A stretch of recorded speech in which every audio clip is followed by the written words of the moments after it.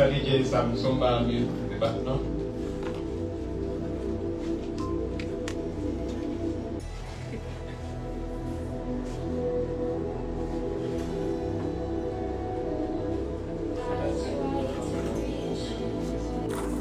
bw'etyo embeera ya bunkenke nnyo ku kitebe kya National Unity Platform ekisangibwa Makerere Kavule.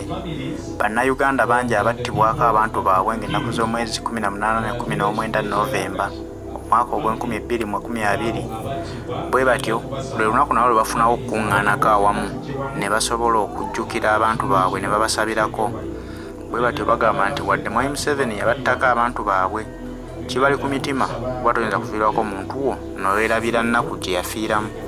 Bagamba naye wadde abantu baabwe babafaako naye bo tebagenda kupowa kulwanirira ggwanga lyabwe, era abasinga obungi bagamba nti tebajja kuggwamu maanyi olw'ebyo ebyatuukawo, era nga balina okusigala nga balwana okulaba ng'eggwanga Uganda lyenunula tuve mu nkola ey'obwannakyemalira, twegobeko abatemu abatugumbula bannayuganda nga tebabeeguya, tusobole okutuuka mu Uganda empya tufune omukulembeze asobola okutegeera bannayuganda.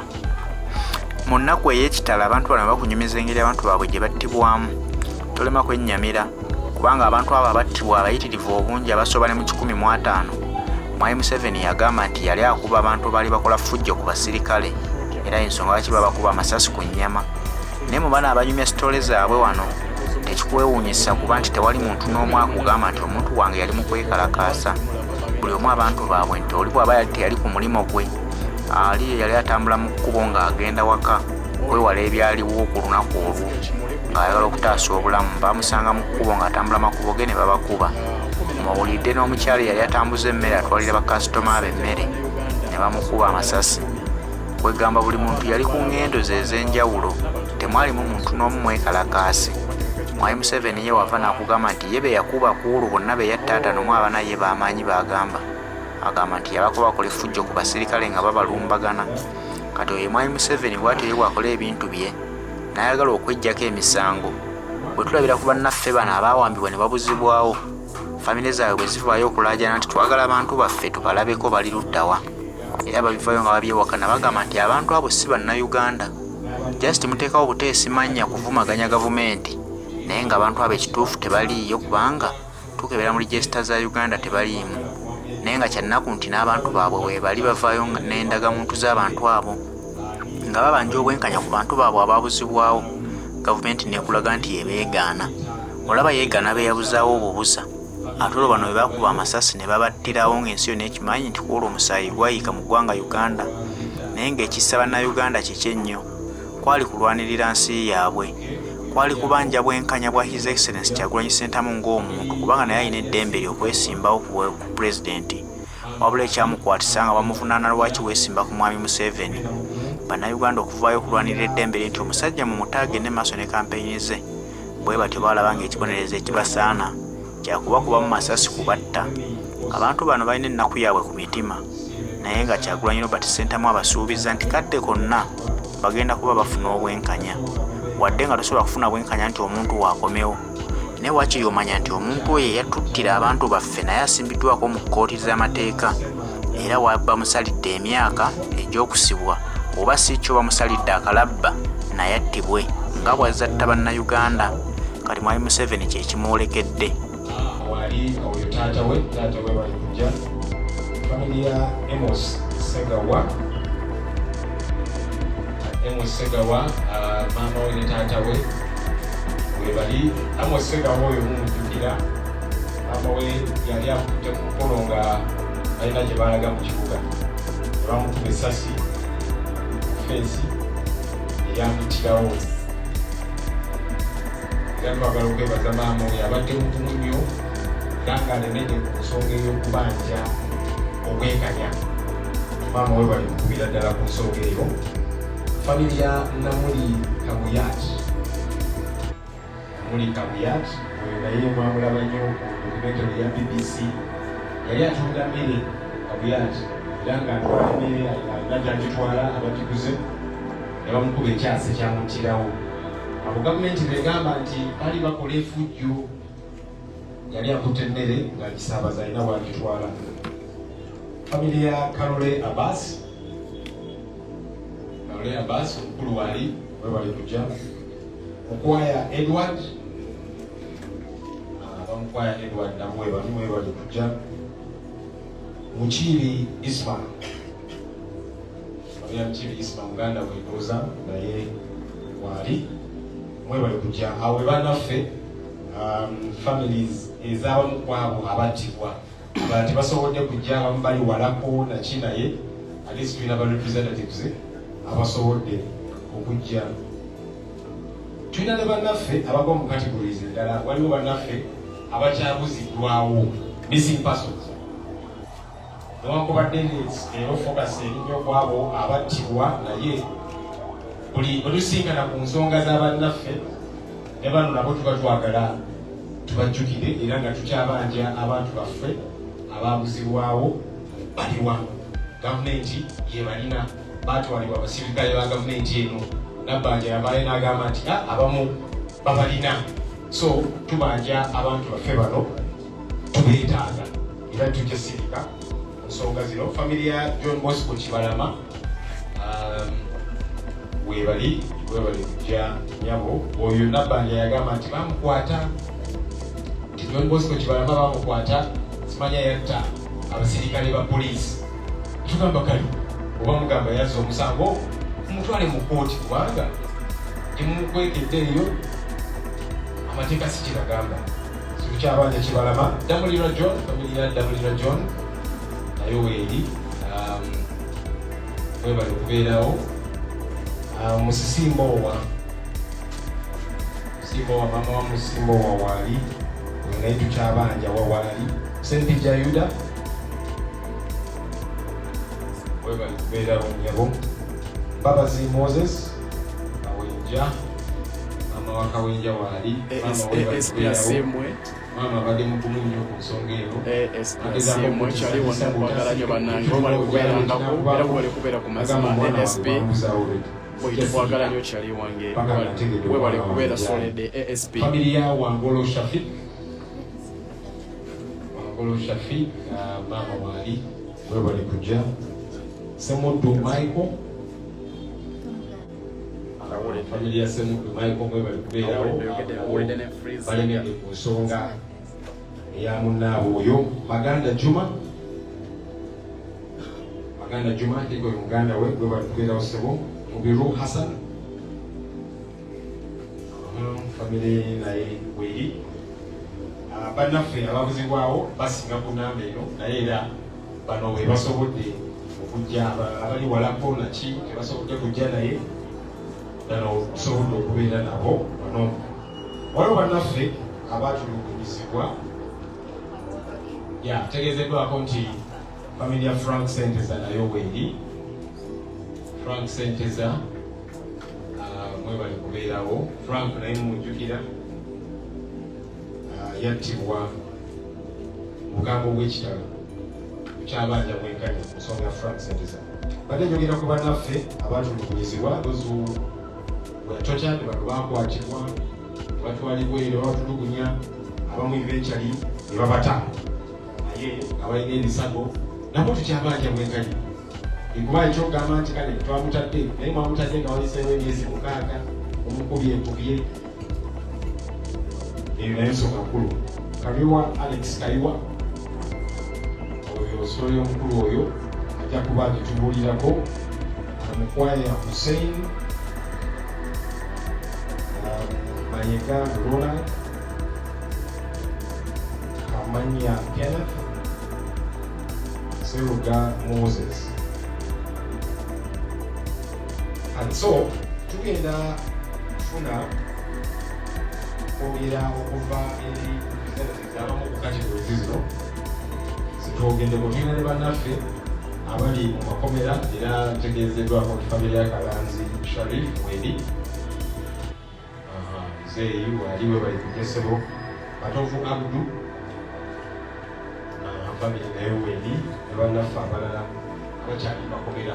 Bano boys tumanyiwa gye bali banjawulo ku bannaffe bano Bakibalama banjawulo bo tetumanyiwa gye bali naye bano bali makomera ba Olivia Lutaya. Yes tumanyi we bali tusobola okubakyalira naye tugamba abantu bano okusookera ddala tewali bujulizi myaka 3 myaka emeka gavumenti nga ekyanoonya bujulizi twagala nabo bateebwe kubanga tebalina musango. Okay, maybe as we, just before we proceed, I just wanted to take note of our leaders who are in this place. Let me request the members of parliament who are here to kindly stand. Our members of parliament, thank you for coming. I see from this end, the Honorable Samba from Kasanda, thank you for coming, sir. Honorable Goreti Namuga at the back from Aokola, Sembabule. Honorable Matovu Chance from Busiro, thank you for coming. Zagezi Fuge from Mitiana, thank you for coming, Sebo. The Honorable Aisha Kabanda from Tambala. The Honorable Derek Nyeko from Makindi. We are in charge of security. You know, President Abliba Benga, Wabewa Mpatako. Dr. Christine Ndiwanana from Mukomanzimbi. The Honorable Patrick Nsanja, Tenjeru. Mama Wakiso, unatwe wanila konti ye munene nnyo. Naita district esinga obunene, the Honorable Betty Ethel Larima, thank you for coming. The Honorable Nachiflower, sorry, Nachimuli, Helen. Kalangala, yagamba nti President yamuteka in charge. Amaziga kwanga bonna bonna. Kunanzibwa obusi wangu. Thank you for coming from Kalangala, the islands of Kalangala. LC5 chairpersons, any that has come today? LC5 chairpersons. Thank you for coming through. Mayors. Okay, Mayor tusanyise nnyo okubalaba. Speakers, Speaker of Councils. Namwe tusanyise okubalaba. Oli akamuli akatadde wano kubanga yeetegekera mbaga ndowooza ngole batera akateekawo. Si bakakamuli tujja akateeka wali si kakooti njafuna akembagayo. Naye bwe bali ku kye bamenya. Bakansala baffe, LC5 councillors.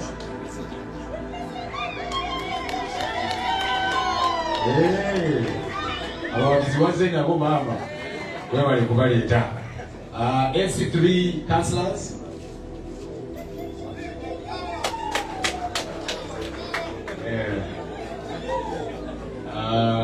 Mwe bali kujja waliwo gwe basinga okubira mu ngalo baba mwagaza ki.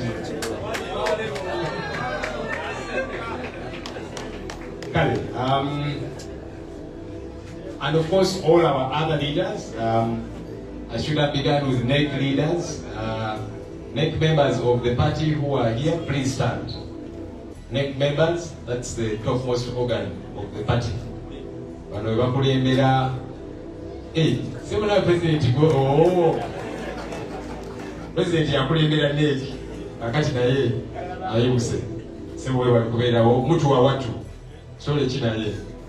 Bagala kunga muko. Yako tukunge musenge yemu.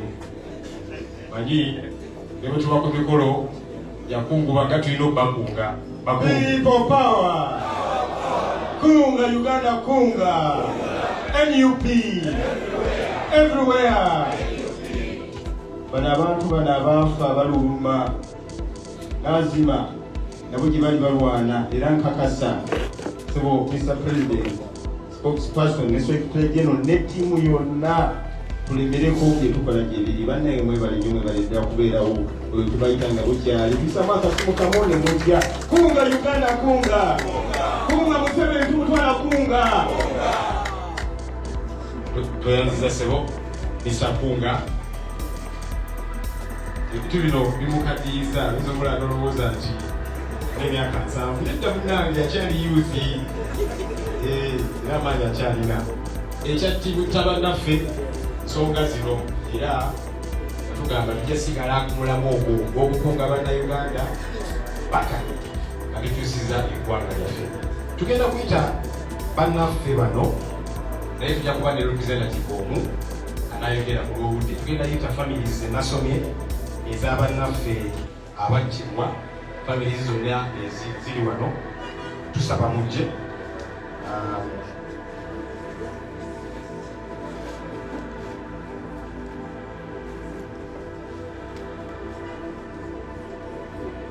naye tujja kubaako ne munatusonyi waffe era tetuyinza funa chance yogera bazadde ba Amos Segawa be bajja okukiikiriza bannaabwe kubanga abo baali tebanafuna na chance bulijjo bwe tubeera n'enkuŋŋaana zino okwogerako naye ne bannaffe abalala famiri z'abannaffe abalala tusaba mubeerewo olw'abantu bammwe. Kale nze nneewuunya omuntu ali kuno nga tonna sharinga vidiyo.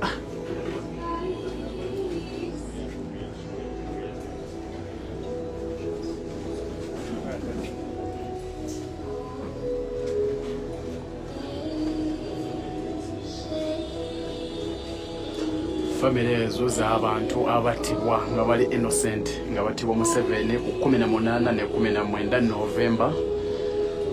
So abaana abakadde badde nsaba oba tweyongereko eno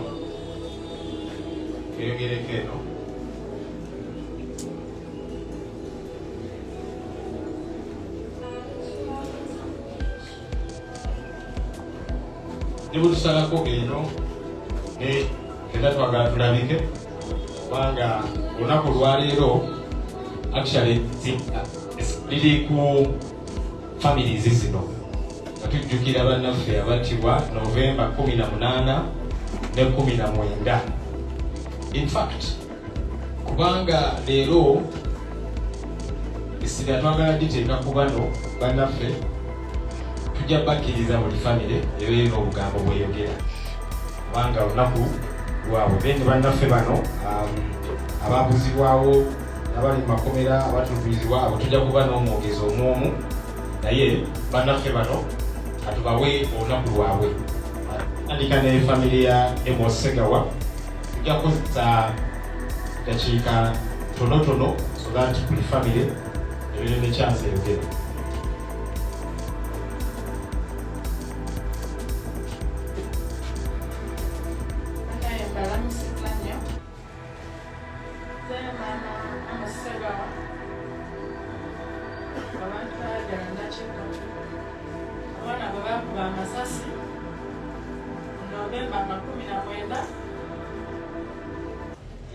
Nali mba ku dduuka nga ntambula naye mukutte ku mukono ne bamukuba essasi mu kamwa n'afa n'agwa wansi n'afiirawo. 19 ssaawa zaali 6:00.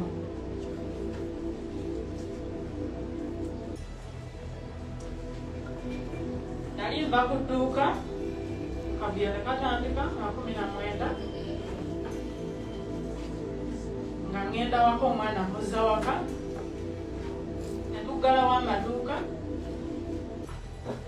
bantambula ntuuka Cornerstone Plaza nga ngenda mpaka ya Usaafi akuta mutabani wange ku mukono naye tisansobola kumutuusa waka nebamukuba essasi mu kamwa ab'amagye kali kamotoka k'amagye bebamukuba essasi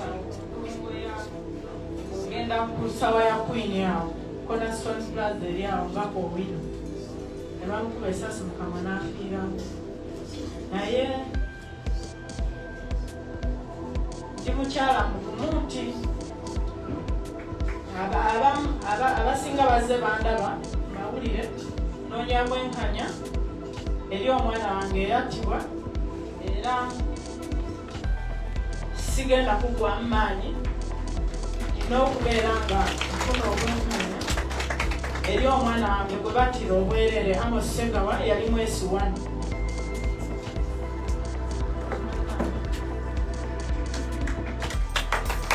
Kale tweyanziza yabo kabite family ya Siposa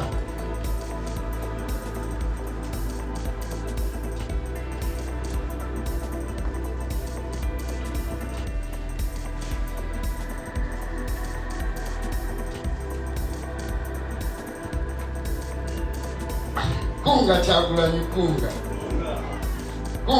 Uganda mwenda kunga baaniriza nnyo wali tuli munaku munene naye tujja kuguma baaniriza nnyo mwenna abazze ku lunaku lwaleero. Amannya bampita Buule Stephen Godfrey Kawuma kandi mutuuze Kazo era nga ngenda kuyimirira ku kifo kya chairman kitundu ky'ennakamiro zone bwayiseetu. Maama wange ennamukwaya Awesta ng'ali Lusaze wabeera era ebiseera ebisinga obungi abeera mu kyalo eyo. Kati muganda wange gwe batta Yeremi Musi Osa bamutanga 18 ogwe 12 netumuziika nga 2 nga 10 netumuziika 2 nga 2. Omwana ono yali Abu Dhabi yali akumyewo azze kulaba ku maama we naye ekyakabi ebintu bye byonna ne babibba. Kati yali ava kunnira nga ava okukola ku nsonga ze naye nga wali ewaffe wakisika okulinaana ewanajja olumu waawummulirako n'akolaakolayo okwo n'amalirako awo ebiseera. Yali yakava kunnira ebisajja ebyo ebiddugavu abatamanyi nti omuntu azaala ebimukuba amasasi ebimutta okunali bamukwata etumutwala emulako era twavaayo twamuziika Gomba andula obumeeya w'omugenzi Kasozi Ekateete alina abaana 3 naye maama namugamba omwana asembayo eyamu ejja mulabirira. 2 maama yabalina naye mukazi wattu naye nga w'omulaba talina bwali. Kale olwanaabaayo omuntu n'asobola oyamba abaana bali 2 oba n'omukadde ono tumusaba abayambi.